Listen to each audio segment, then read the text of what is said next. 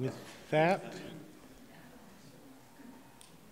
if I could, I'll call to order the meeting, or the public hearing for Bylaw 2017-30, 120-130 Kananaskis Way DC District, and Bylaw 2017-34 Bow Valley Trail Area Redevelopment Plan Amendment. Some of the audience may have been to public hearings before, some may not. The order of procedure is there'll be an administrative briefing, so town planning administration will present high-level detail on the application, and then the applicant has an opportunity to also make a presentation. There'll be questions in from members of council to ask questions of clarification to either administration or the applicant. And then I'll invite members of the public to speak to the bylaws, either for, against, or in a neutral manner. And I would ask that people speak clearly into the microphone and make sure that your name is clear for the municipal clerk who's recording the verbal submissions. With that, I will look to administration. Mr. Fish, Mr. Henry, yep. Mr. Henry.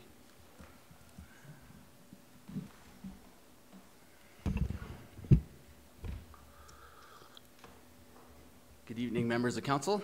And before I even get going, I'd just like to formally welcome, I'm Councillor Karen Ma, and I'm Jeff Hillstad, as I haven't formally presented in front of you today, or I guess yet, so I just want to give you a formal welcome from myself. So welcome aboard. I look forward to working with you. So with that, I will give you a quick overview of Bylaw 2017, it's called -30, and Bylaw 2017-34 for the 120-130 Kananaskis Way Residential Rental Apartment Direct Control District. So this was last in front of council on November 7th for first reading. Since then, we scheduled the public hearing for today, which is November 28th. And as per the requirements of the Municipal Government Act, we have advertised the public hearing within the Rocky Mountain Outlook on November 9th, November 16th, and November 23rd. We've also sent out it's called like notification letters to the adjacent properties on November 14th. And we've also posted the public hearing ad on the town's website. So through that, we've met the requirements as per Section 606 of the Municipal Government Act. So I'll give you a quick overview just about the site, where it is, the policies that apply. So looking at the site here, you can see we're located at, it's called municipal address 130 and 120 Kananaskis Way. The site to the west, located here, is the future site of the Coast Apartment Rental Direct Control District. To the south here is an existing commercial and mixed-use development. To the east, located on this site here, is the existing, it's called the Mystic Springs development. And along the north end of the site, located along this little strip here, is it's called municipal reserve land, which is owned by the town. That said, this site is also identified as a commercial and mixed use within map 2 of the municipal development plan. It also falls within the confines and the boundaries of the Bow Valley Trail, the area redevelopment plan, and is currently zoned under the land use bylaw as Bow Valley Trail General District. With all that said, the proposed development is seeking to change this land use from the Bow Valley Trail General District to a direct control district. Now I'll just walk you around the sites to give you some context, to let you understand some of the constraints, some of the surroundings. So looking here, I'll take the first view from off of Kananaskis Way, as you can see here in the orange arrow. Looking at the streetscape, to the left here you see an existing and an emergency access, which we'll have to maintain on the site. This will be the main frontage along Kananaskis Way. Go to the next view, the east property line interface. So with the site to the east, located here, which is the Mystic spring site. There is a bit of an interface challenge there on that site. We do see a 2 to 3 foot retaining wall which spans the entire length of the site, and then a wood fence on top. So not the greatest interface, so we'll have to manage that through the land use and the development permit. Going to the north end of the site now, looking at the municipal reserve. Taking this view looking west, we're looking at the municipal reserve lands. There is sort of an formal trail in there. It's not something that the town's gone in and like put in the spec, but it is there. Lots of people use it, so it's something to consider when moving forward on this direct control district. And then wrapping around to the west side, looking at the future site of the Coast rental apartment. So we're looking towards the east now. Got a panoramic shot here. What you'll see is a retaining wall existing along that site, roughly around 2 to 3 feet again, something easily, it's called manageable, but we would want to look at the integration of the coast site with this site and sort of how they can work together. And then looking on the south end, or on the southernmost portion of the site, we have the emergency access. So taking this view here, we're looking towards Kananaskis Way. You'll see the existing commercial and retail units here on the south end, and our subject site here. So let's get into the details of the direct control district, what they're proposing. So with the DC, what they're looking at doing is having a minimum lot size of around 0.84 hectares or 8,411 square meters. Looking at the unit counts, looking at around 155 held units, with the average size of the unit being around 65 square meters or 703 square feet. And then through those units, we would see roughly around 15% as employee housing, which they've identified as roughly 30 beds. Looking at the parking, we'll see 160 stalls contained on site, some underground, some on surface. So that equates to roughly about 1.03 stalls per unit. So we're actually seeing a surplus of parking with about one per unit. And then with the bicycle parking, we're seeing a large increase there from what the bylaw would require. The bylaw currently only requires one bicycle stall per 5 vehicle stalls. And what we're seeing here is 155 stalls, which is great. Works out to be about 1 per unit. And looking at landscaping, we're going to see roughly around 20% landscaping coverage, with what's being shown currently as around 100 meters of off-site pathway improvements. When it comes to the building height, we're looking at about 21 meters in height, which is 5 stories. With that said, there is a clause within the DC which could allow for a height up to 23 meters for architectural design elements, which would be at the discretion of the development authority. And finally, looking at floor area ratio, we're looking at the exact same floor area ratio requirements as the existing land use of the Bow Valley Trail General District at a minimum of 0.75 and a max of 1.5. Through the schematics from the applicant, what we're seeing is around 1.44 an FAR. So it's approaching the maximum end of the FAR, which is what you would want to see. So what could this look like? Here's a concept plan, which is subject to change. It's a conceptual right now. We're only at the land use stage.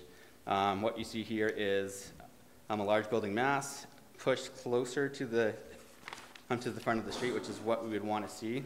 You see an amenity space located centrally in the front courtyard area, and then the parking pushed to the rear and off to the side, so it's screened from the main road, and then along the Trans-Canada Highway, which is not an interface that we would want to see too much detail given to, just on the nature of the flybys of the speed you go by there.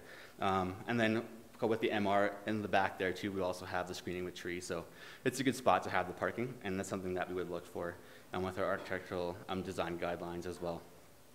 So that's the concept of what you could see on site, and the building design, what could that look like? This is what they've currently shown to us. Again, only at the land use stage, completely conceptual, but this is the kind of style, the architectural quality that it's called the Applicant's proposing, and that we could see in the future, potentially. So let's look at the details, continued here, and what the key differences are between the DC district and the existing land use. So when we're looking at the key differences here, we're going to see the minimum lot area within the DC increase to a minimum of 8,411 square meters, whereas currently right now I believe it's only 1,000 square meters. The DC will be drafted, to accommodate purpose-built. It's called like market rental housing. So it's being, written specifically to accommodate this kind of development, whereas the Bow Valley Trail General District is a more broader approach, to zoning. So it's specific site zoning that will, allow for an accommodation of this type of development. Looking at the density requirements, we're going to have density requirements within the DC, whereas in the existing land use, there aren't any, so that's something new that we'll see in here. Looking at a greater maximum height, so we're looking at 21 meters as opposed to 16, so a little bit of a differentiation there. And no eave-line restrictions. This is another one that's been requested by the applicant to allow for the fifth story without, having a large building mass, which would allow for a larger building mass on this site. And finally, to allow for 100% residential use. So currently in the Bow Valley Trail General District, there is a requirement that only 50% of the GFA be residential and the other 50% to be commercial. All that said, there's lots of similarities between this, it's called direct control, and the coast rental, it's called apartment direct control, which is approved to the west. Very similar in nature, but with the exception that within this direct control district, there is on the proposal to have employee housing, whereas on the coast site, there isn't. So keep that in mind. But that said too, there is one glaring inconsistency with the Bow Valley Trail Area Redevelopment Plan, and that's with respect to the residential component. We're seeking 100% residential here, whereas I previously said it could only allow for 50. So if you flip to section 5.1 of the Bow Valley Trail Area Redevelopment Plan, specifically references that the Bow Valley Trail area is primarily a commercial area. Residential development within the area is intended to be an ancillary to commercial uses. So not acting as a principal use, but acting as something secondary to the overall development. And it further says, the proportion of the building that can be used for residential purposes and the size of the individual residential units should be limited in order to strengthen the commercial nature of the BVT area. So looking at constraining the size of these units as well. So that's something too through the direct control district that we see a larger size of residential units being proposed, whereas the minimum now is currently 75 meters, and we're looking, or 75 square meters, and looking to go larger than that into the hundreds. So that said too, there is another section of the Bow Valley Trail Area Redevelopment Plan which speaks to the general residential uses and related to development. And what we're seeing here, again, just going back to the 50% split, there's a discrepancy with that. It prohibits a residential on ground floor, so by having 100% residential, we're actually contradicting this requirement, and unit size max of 75 meters squared. So that has actually triggered the bylaw 2017-34 to have an amendment to the Bow Valley Trail Area Redevelopment Plan. Keeping in mind all of that, including the additional rental units within the community is something that we could use an influx in the stock of and within the community of Canmore, and it's something that could easily be given regard to as affordable housing as well. With that said, with the amendment to the area redevelopment plan, it would just enable administration to and to consider applications like on this one and ones in the future. With that, I close out my presentation and open the floor to any questions. Thank you very much, Mr. Henry. Some of these questions I think were asked or discussed at the first reading of the bylaw, but a couple just want to clarify. So the access roadway that moves through the coast property, the barrier will be left in place there. It won't be a through road. That is correct. Currently, there is an existing access gate there, which is just to restrict vehicles from going through. This would only be opened for like emergency reasons. Otherwise, pedestrians would have easy flow access in and out of both sites. And as you've noted, the plans that we've looked at they could be much different when it comes forward for building permit. I mean, there are some controls on the design and what the building looks like that are covered within the bylaw, particularly the reference to the design guidelines somewhere. But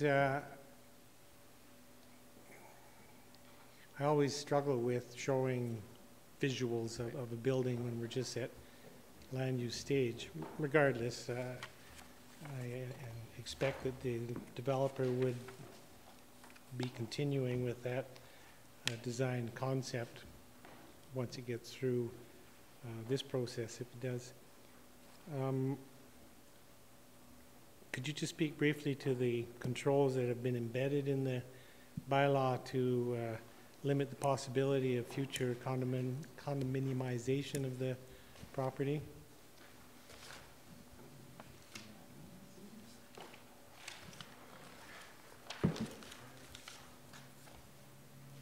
Yeah, it's primarily around the parking restrictions that are in place. So the parking requirements as proposed are less than the standard parking requirements, the general requirements in Section 4 of the land use bylaw. So to condominiumize the building and have individually owned units would require additional parking on the site, and it would be very difficult to add that. So same process on the property to the northwest. There's almost no capacity for additional parking on the site at the densities that are proposed. So that would be the challenge that would effectively restrict that. If a change was sought to that, it would have to come back to council to amend that requirement or to grant some kind of variance. So should market conditions change in some way that council felt there would be some community benefit to condominiumization, that would be up to council in the future. Great, thanks very much. This time the applicant is welcome to come to the podium, and I notice I've jumped ahead to questions of clarification, so did you have a question of clarification? Question of clarification. But that's going to come after the applicant. From the... Yeah, I jumped the gun on my questions. Good evening, Your Worship, members of council. My name is Christy Bunder. I'm a planning consultant with a company called Civic Works, and we are working with Sunstone Resort Developments this evening on this particular property. With me this evening is Bill Cody, who is the Chief Executive Officer of Sunstone. Just wave hello, Bill. And Yossi Fixler, who's been assisting through this process, as well as my counterpart, Zach Hoffs, who's a planner at Civic Works as well. I wanted to give council a brief overview of this application. I don't want to be repetitive of what Mr. Henry has told you, so I may just cut a few things out or go through this a little more quickly than I'd anticipated. But essentially what we're going to talk about here is addressing a housing need with a market rental accommodations. Why this site is a good site for that. A bit of a by the numbers assessment, which Marcus has actually shared with you. Our investigation through the sustainability screening report, which is really quite unique to the town of Canmore. Some of the inspiration, the conceptual design, and our engagement process and strategies that we undertook to engage with the community. This site is located, as Mr. Henry had said, on Kananaskis Way, adjacent to the Coast Hotel apartment site. Mystic Springs Chalet is on our boundary, as well as the Highwood Village development, which is a mixed use. It has a commercial main floor. We are within 600 meters of downtown from a walking distance perspective, and we have a transit stop now on Montaigne Road, really close to this site. One of the reasons that we are choosing to depart from the base district, the Bow Valley Trail General District, is that we don't have a lot of commercial frontage by virtue of the location of this site. So we are sitting here on this little bump out, for lack of a better description, and we don't have a lot of commercial frontage. We don't have direct frontage, we have accessory frontage at best. This laneway is for emergency egress only, and as Your Worship correctly pointed out, that would remain gated and unobstructed for the purposes of reciprocal access between these two sites for emergency purposes only. One of the two main reasons that we are requesting a direct control district is that we are seeking a departure from the maximum height, which is 16 meters in the Bow Valley Trail G district, and we are seeking to eliminate the ground floor commercial requirements. So in terms of our asks and our conformance with the land use bylaw, we are looking to have a residential unit on the ground floor with no commercial. We are looking at a 21-meter principal maximum height, and it's interesting if you've had a chance to digest the design requirements in the DC district, you'll actually see that 50% or more of the roof width shall measure 17 meters or less. So we are trying to transitionally reduce our height to our neighbors, and we've tried to accommodate our context as much as possible with our design, and I'll get into that a little bit. Part of that accommodation is reducing our roof pitch to a 112 with these height percentage ratios in the design requirements. We also are seeking a parking reduction from the base district. So if we were parking this like a condo building, it would be 192 stalls more or less that would be required. We're offering 155, basically 1 stall per unit, plus 7 visitor parking. So we are at 162 parking stalls now. Additionally, we completed the SSR, which is a very interesting process, a very unique process to the town of Canmore. We have an indoor and outdoor living space amenity. Waste collection, we've discussed a great detail. There's certainly some options. There's a room in our parkade for a staging area. We've also talked about a potential area outside the building that we can place waste during on pickup days. We talked about the Moloch system, but the town doesn't have the trucks to accommodate the Moloch system. So we've been working with the town administration on what that looks like.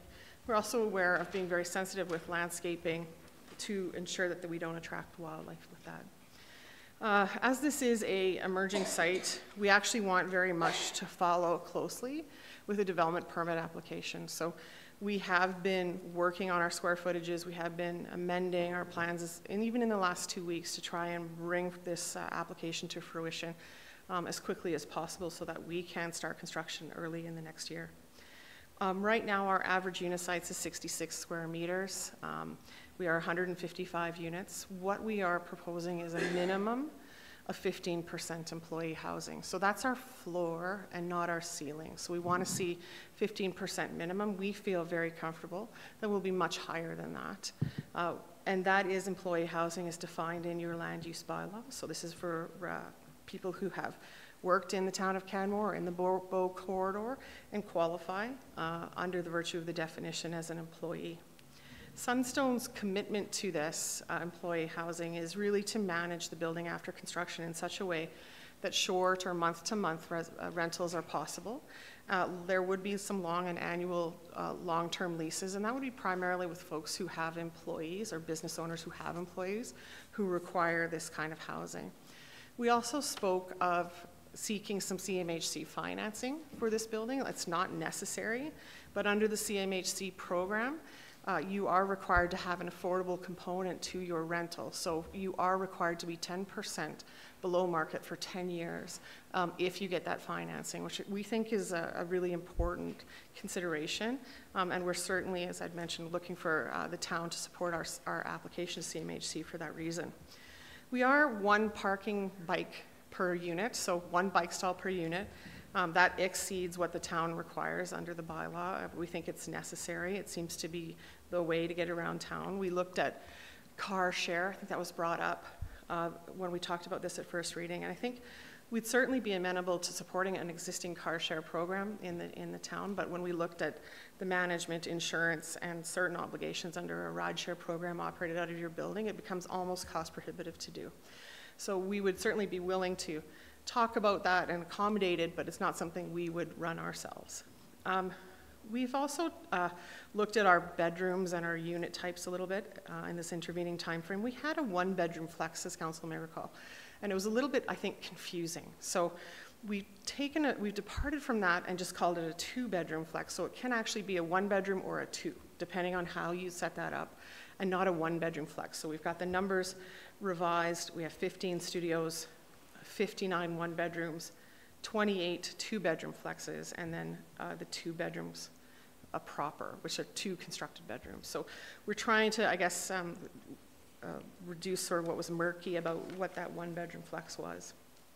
In the sustainability screening report, we had a net positive impact in our score, and it was primarily determined by 3 factors. One was our employee housing provision, one was our access to community services, and then the Built Green certification that we are intending to achieve from the LEED standards perspective. There's a lot of information on this slide. In terms of the inspiration and in the design, it is the mountain aesthetic, the Canmore aesthetic, I'd like to call it. This is our front elevation. As Mr. Henry has provided this illustration to you previously, it's important that you understand that roof pitch and massing gathers to the center and rear of the building and not to the sides. And we're doing that in order to reduce shadowing and impact on our neighbors. One of the considerations was that interface with Mystic Springs that Mr. Henry alluded to. And what we have done on that side is go to a 15-meter height and push the mass of the roof to the other side. So under the BVTG district, it's 16 meters. So we really are no higher than what would be allowed under the current district on this side. The interface is the 10-foot setback, which is what is the setback on the other side of Mystic Springs, adjacent to the wind tower development. So we have tried as much as possible to accommodate that interface condition. When you look at the massing of the building on the site, we have proposed it in such a way that the most narrow portion is interfacing directly with the Highwood Village residences on this side.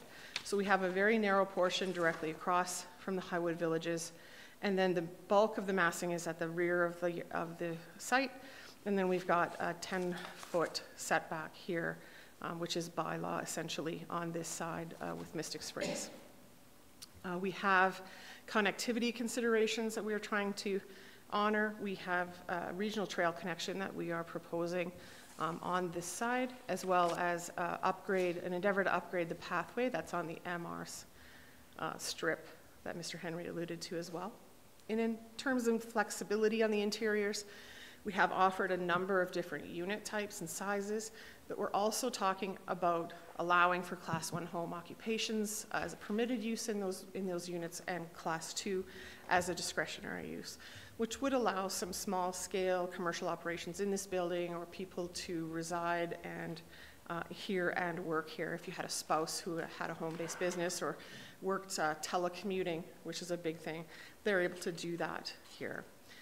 The laneway would remain unobstructed, and in terms of the additional checks and balances to ensure that we are not condominiumizing this building, the parking ratios have been reduced, and we're monitoring the rentals and the rental contracts to ensure that there's no third-party subletting and to preclude visitor and non-resident use here. And this would be the responsibility of the on-site manager, and this is also set forth in the sustainability screening report as a requirement. And then in terms of the building height, this building height has precedence in this area.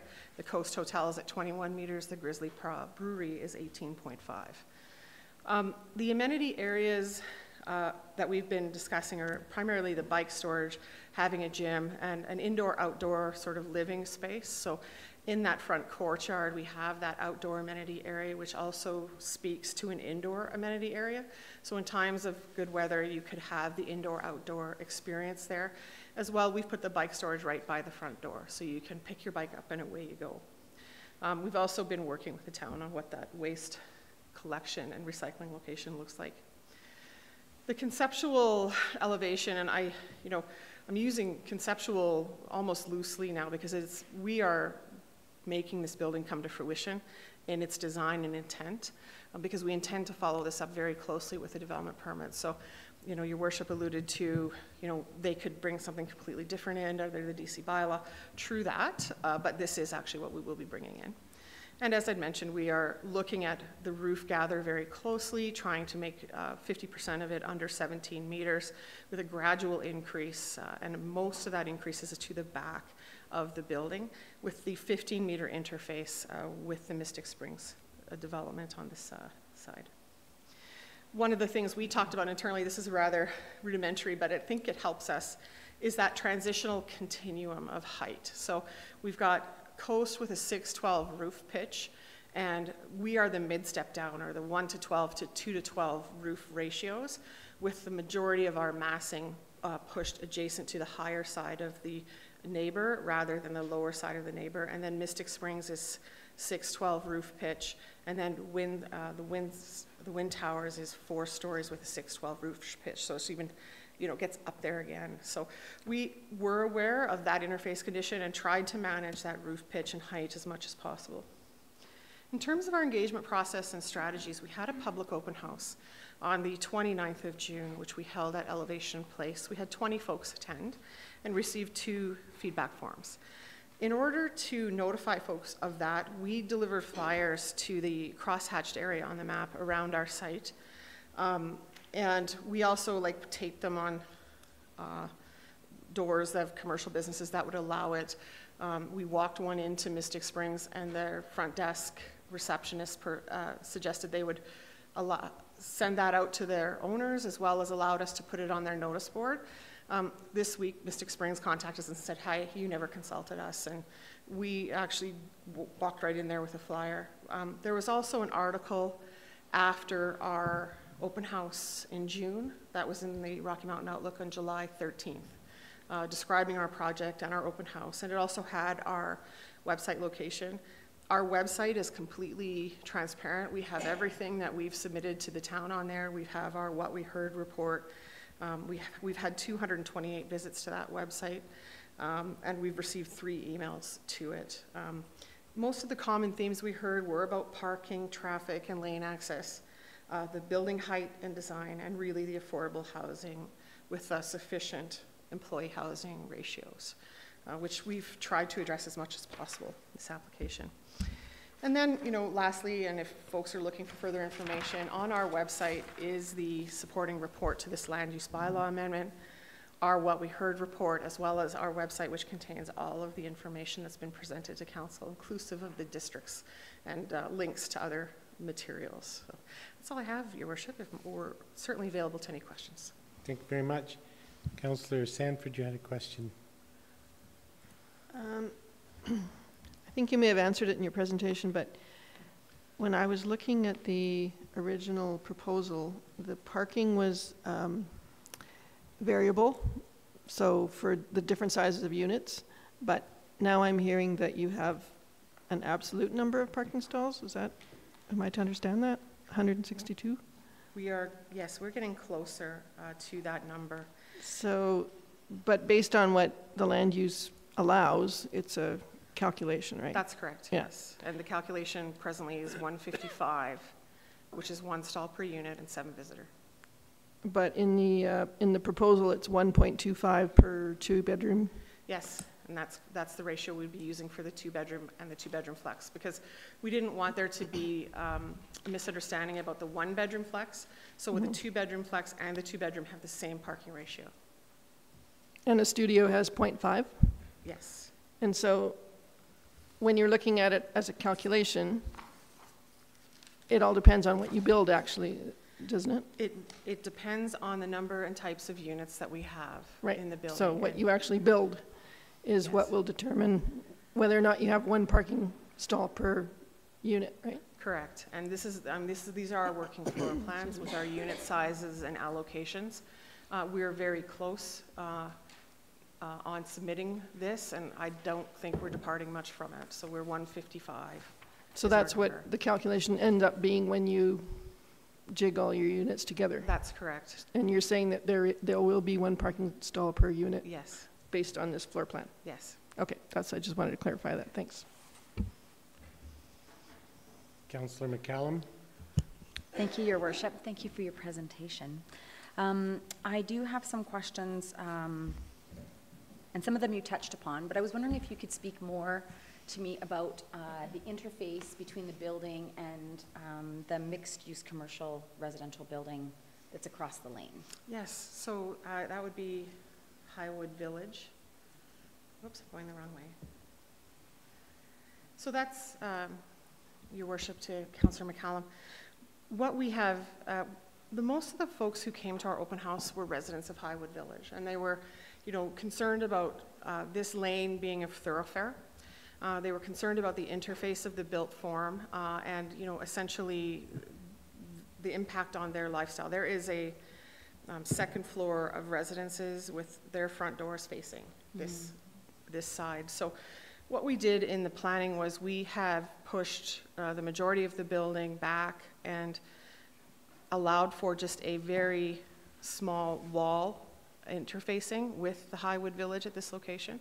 And we have the lane and the parkade entry in the intervening space. So we've tried to, as much as possible, take the massing away from Highwood Village and put it on the back end of the site and wrap it through the site, rather than have it kind of in the front and in their face. Right. Thank you. I have a question with regards to, so it's clear to me in the mix of units that you're proposing that you're trying to make this flexible for all kinds of residents, which would say to me that you're also trying to appeal to young families. And I was wondering if you could speak to your proposal with regards to how you're going to address the ability for people to have children in this building, and what makes it young family friendly. I'm going to ask Mr. Cody if he'll help me with that, because I'm a land use person. I hear you. But I know that you can address that through design as well. So yes, I don't see a tot lot here. And I know that on the last 2 apartment developments that have come forward to us, there has been some child structure amenities there. And I wonder if you've actually maybe consulted with your neighbor who's getting ready to build about collaborating on that.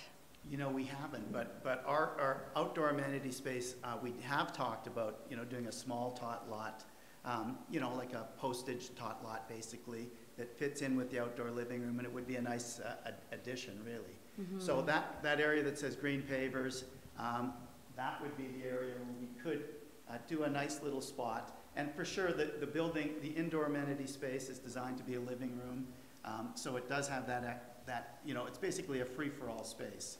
So it does have that ability to have children walking around, the bookshelves, pillow-type furniture. That's kind of the idea of that space. You can see some of those other views that we provided. It would be nice if we could find some other spaces, but I think that's the most secure and sort of, eyes-on place right there where the indoor living room is watching that space. Okay.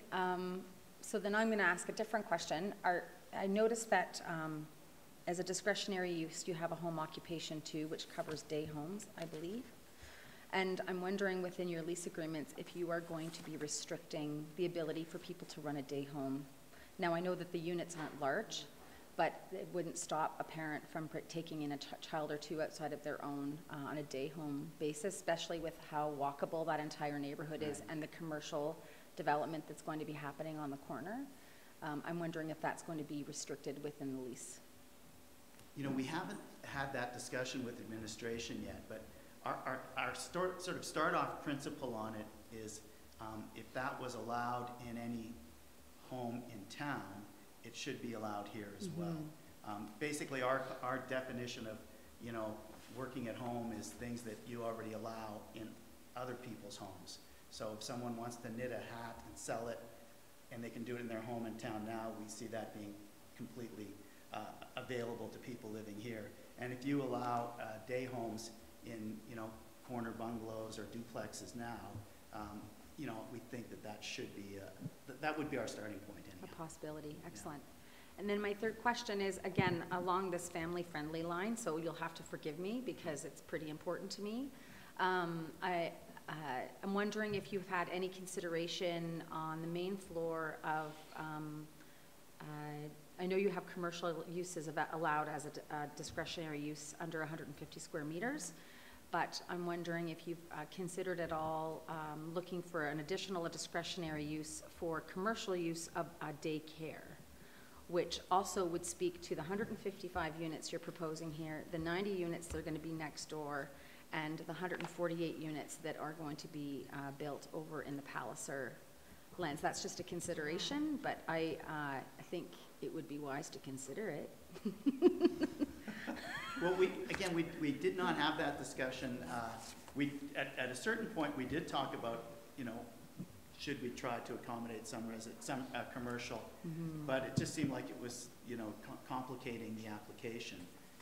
So we left it aside, thinking that home occupation. We talked about live-work units, but we just sort of left it at home occupation. Right. Well, and I think for the same reason that we don't have a principal commercial use on the ground floor is we're not a traffic attracting area. We would rather see it the other way around, like less traffic, less parking, less draw into this corner. But I think that the commercial use that I'm speaking of, you would actually, your business would be within your building. Just walk up. You have 155 units. But anyways, yeah, we're I kind of drifting apologize. away Yes, from I zoning. just am sharing ideas, and I hope you take them with a grain of salt. Thank you. That's all I have. Thank you very kindly. I just wanted to understand something that you'd said earlier around the CMHC funding. 10% below market rental rates for 10 years if CMHC contributes some funding. Would that be applied to every unit or a number of units? That's again for Mr. Cody, who's been working on that program. Yes, that program dictates that it's 10% on every unit. Okay.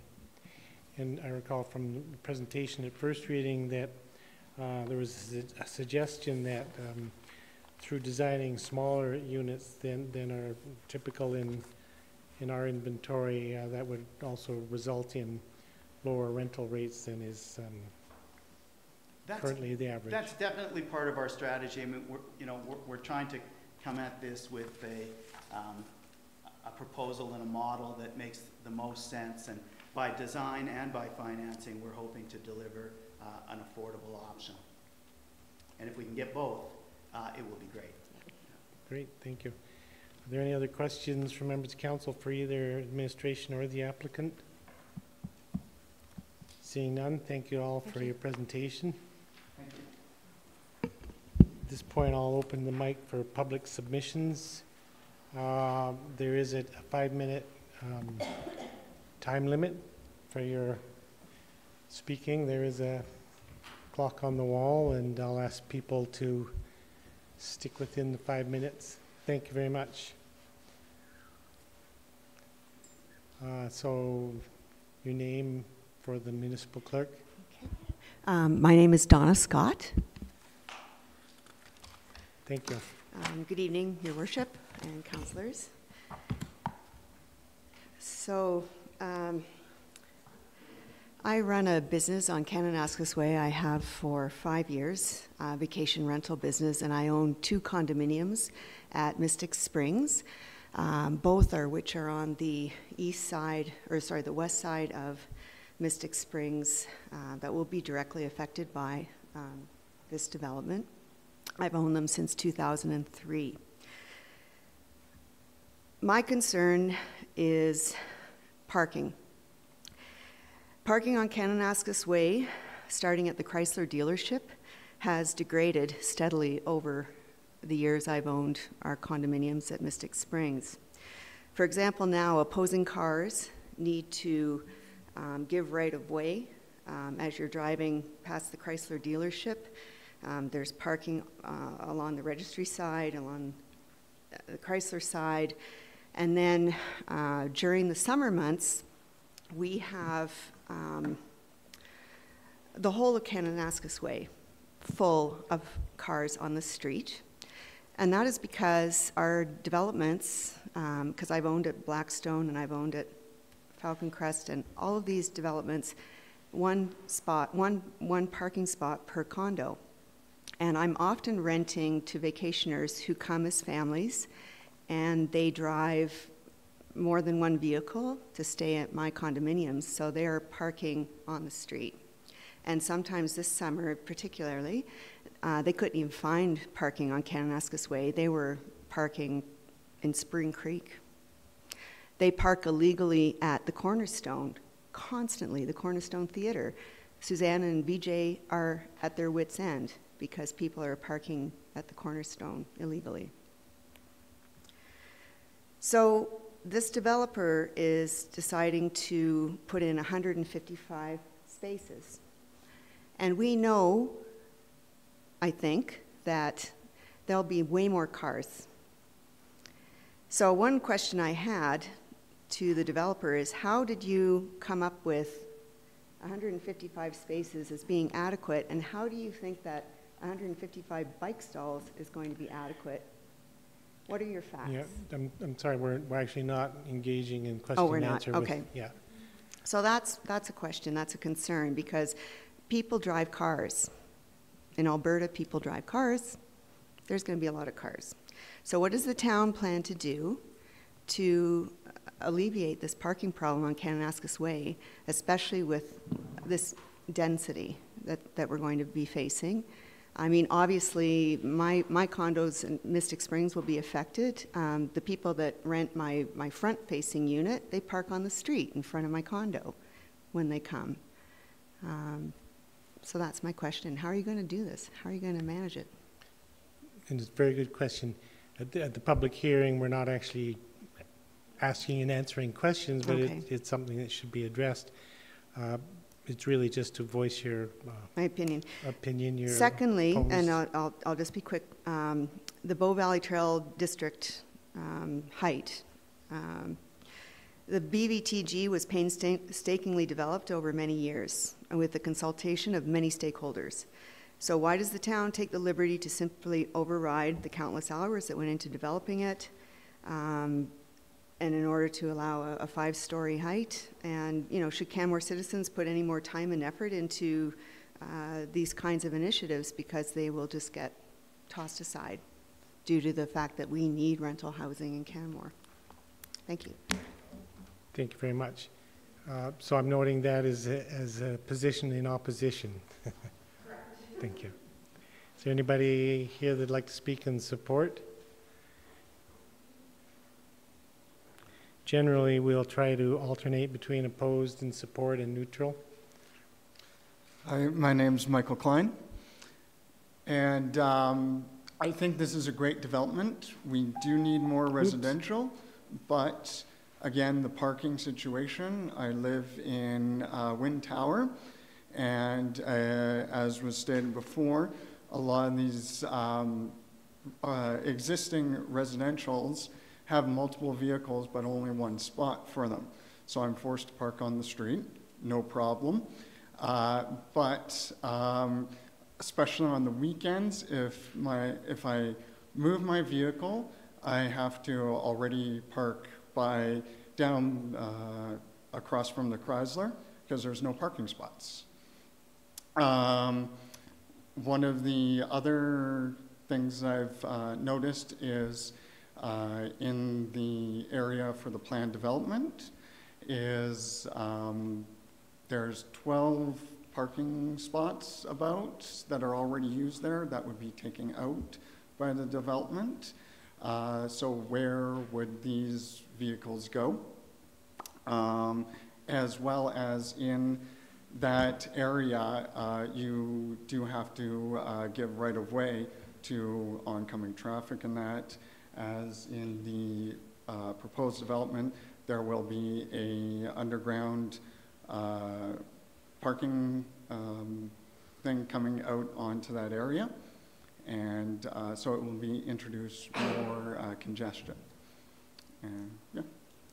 So you're speaking in support, but noting your concern around parking and congestion. Yes. Thank you. Is anybody here that wishes to speak in a neutral manner? Is anybody that'd like to speak in opposition? Is anybody like to speak in support? Anybody like to speak at all at this time? Don't let me force you now. So just start with your name. I've complained enough, so. My name is Jean Bailey, and I live at 110 Kananaskis Way, excuse me, and Highwood Village. So there's commercial below us, and there's parking, there's an area for parking for them. But we're like everybody else, and we need access to our parking. And quite literally, as things stand now, people park across our driveways, our entrances. I'm sure they don't mean it, but they do it. They also use people come off the street and use our driveways as turnarounds. There's a little turnaround at the end of the street, and they don't use that. They come in our driveways. But as I say, I don't think people are meaning to be nasty, but I've literally tried to come in my driveway, and there's been a bus parked across it. So I got out and I spoke to the person, and he was very apologetic, and he moved his bus. But it's quite common. And because the registry's office is there and everybody else is trying to park, registry's people literally park right up to the edge of the driveway, if not in it, again. So we are overburdened with parking. I don't enter that end of the street anymore. I go down to the other end of the street to come in because it's too crowded, always. Could you just help me understand, where is what's the access to your assigned parking in your building? It's a U-turn driveway. So there's a driveway in between, there are two buildings for Highwood Village, right. 110 and 112. So there's a parking lot. But the driveway goes around and like it's a U-turn and comes out the other side. Right. And underneath there's parking for the individual residents. So we get commercial and residential going through the U-turn. But yeah, no, it's really, really crowded. My concern is I've almost hit people trying to get out just of the driveway. I can't see. Even the guy who drives the truck can't see. There's too much parking right there. Thank you. Thank you. Is there anybody else here that would like to speak?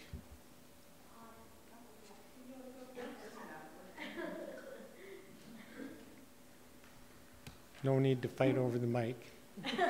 Lots of time. My name is Judy Hartwell. I haven't prepared anything whatsoever. I have a staff meeting at 6:30, so.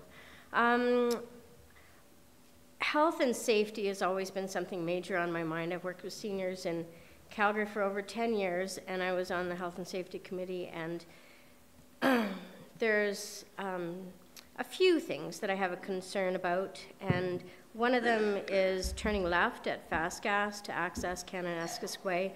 It's already one of the most densest residential areas in Canmore. There's no sidewalks currently that ride up both sides of the street for pedestrians, let alone having to give the right-of-way and not having 2 lanes of traffic. It's a disaster, and I know that I went to the Elevation Place meeting and stated this fact. My concern also, of course, if there were a fire or any kind of emergency, we have our train tracks, we have our fire station. We don't have, as far as I know, access on both sides of Bow Valley Trail. So what if something were to happen? I live at 112. Kananaskis Way. Jean is right across from me, but this development would be directly behind. We've always known that the potential is there for development, but you know, it's been lovely having the trees and the elk and the wildlife that does pass through. I know it's not a corridor, but it still is a wildlife area. But that said, back to health and safety in case of an emergency, I would be very, very curious as to what the plan would be for the town of Canmore to address this situation.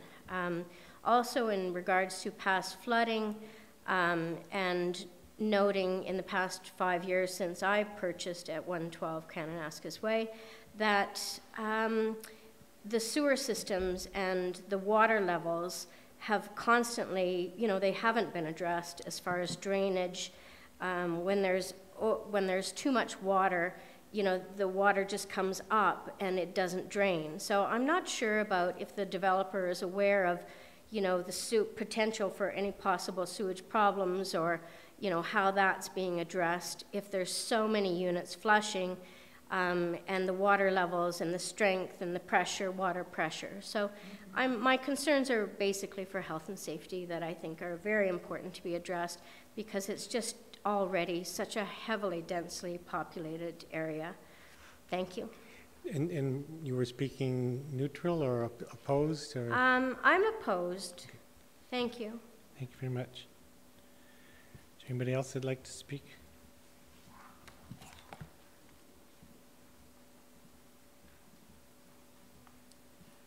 I'm Judy Hoxema, and I have a vacation property at Mystic Springs as well. My concern is generally, and before I mention those, I do appreciate that we do need a housing project, you know, rental project in Canmore. But I'm a little bit concerned about the cosmetic look of this. It looks to me like the projects. You said it had a Canmore appeal. I don't see any Canmore appeal about that particular building. 151 bike stalls in front. That's not particularly appealing, I don't think. 10 feet from Mystic, with balconies just above our heads looking down at our privacy. Noise factor, it's a rental building. Who has control over who's making all the noise that we're having to deal with? We do have control at Mystic with our tenants if there's a noise problem.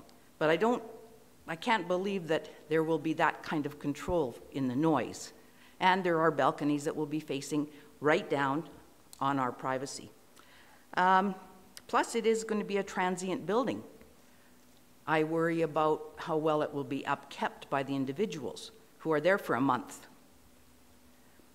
I don't know, but in my experience, anyone that's anywhere for a month doesn't really care that much about its longevity.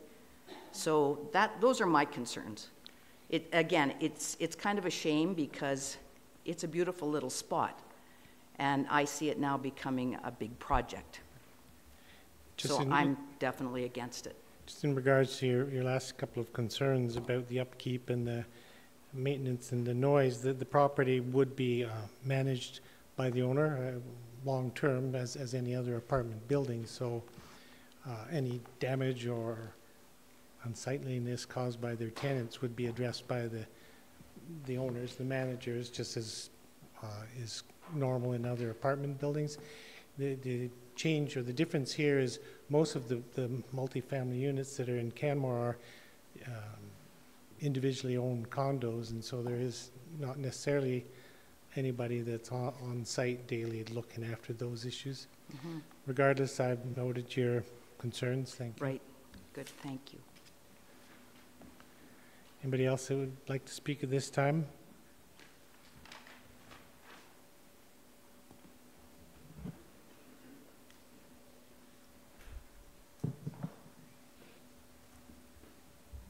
Your Worship and members of the council, my name is Doug Protz. I have an office at 112 Kananaskis Way, and I'd like to speak in favor of this project because personally I think we need something like this in town. The height relaxation, I think it's actually a decent spot for something like this. Getting rid of the commercial down below, I think is just fine. I don't think you'd get much going on there if they put 50% commercial in there, of empty spaces sitting for a long period of time. There's other examples of that in town where they've converted their commercial into residential. Up at in Eagle Terrace, or close to Eagle Terrace, there was a project just like that where it was commercial down below and they converted it all to residential to accommodate more housing. So I think it's totally fine to get rid of the commercial. There's no need for it. People have voiced concern about the traffic in the area. It's something definitely to look at. It would definitely be worth looking at, but on the whole, I think the 5 stories is fine. I think the proposal for what they're putting forward here is totally fine. I think the appearance of the building is probably fine too. The West Coast look is definitely coming more prevalent in town here. Look at our building right here, flat roofs. So on the whole, I think it's a pretty good idea. Thank you. Thank you very much. Is there anybody else that cares to speak at this time? Can I just ask if that was a commercial tenant or a residential tenant? Like, just to clarify, so that everybody knows. I think he said his business office is in that building. Okay, just so that's clarified. Yeah. Is there anybody else that'd like to speak in support or opposed or in a neutral manner? Seeing none, thank you very much for your participation. I'll ask the municipal clerk to read into the record the names of those who've provided written submissions. Thank you. We received a few written submissions in favor, one from Sunstone Resorts. Opposed, Suzanne Chenier, Scott Drewicki, and John Newman. And then there were a few that were, they didn't state their position. Some of them spoke about concerns, much like people did this evening, but I did put them as unstated right now. Carol Beaton, Dominic Roy, Jeff Scott, Francis Ziegler, and Rob Young. And that was it. Yes. Canmore Community Housing Corporation did not send it to me. Oh, I see. Yeah. Okay, thank you. But we can talk about it after. Yeah. And those will be reflected in the minutes of the public hearing. Are there any final administrative comments? Mr. Henry, Mr. Fish? No. In which case, I'll now adjourn the public hearing. Thanks for coming.